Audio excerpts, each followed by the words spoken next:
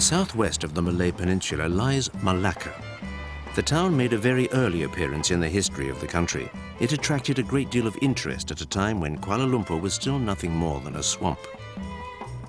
Classed as a UNESCO World Heritage Site, the town has taken on the colors of the different cultures that have marked it, beginning with Western culture.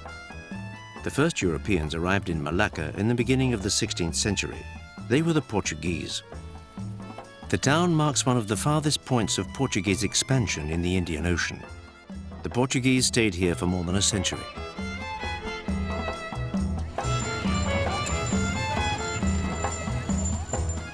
The Dutch then took over in the service of the powerful Dutch East India Company.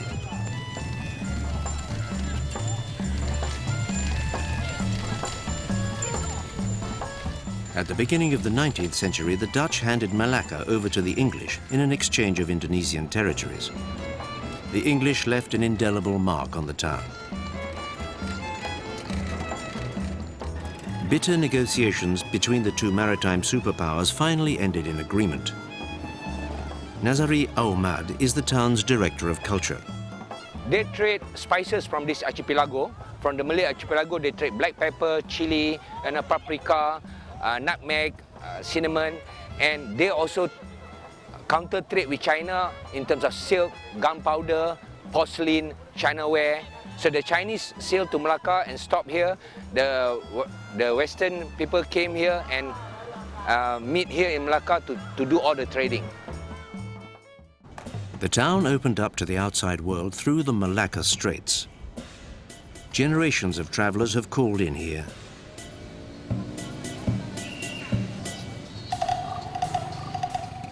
In Yonker Street, globetrotters used to meet up here during the hippie years. The street is right at the heart of the Chinese Quarter, but the inscriptions are universal. Many artists and craftsmen have premises here. The days of hippie flower power are long gone, and yet an unchanged, relaxed atmosphere still pervades in the area.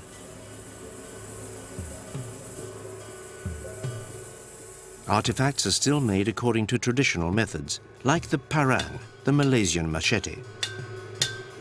This parang is for working in the fields. Some traditions originated in China. This is the bound feet shoes. So women from 3 years old, they have to start binding her feet. So they bind the feet, the smaller the feet, the more beauty. Because women, when they bind their feet, they can easily marry to the rich men. The fashion for bound feet lasted in China for over 1,000 years. These days, it's forbidden, but only since the beginning of the 20th century.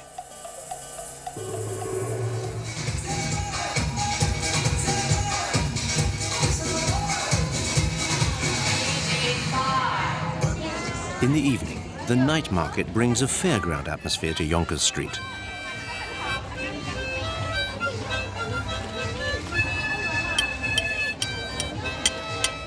It's karaoke time.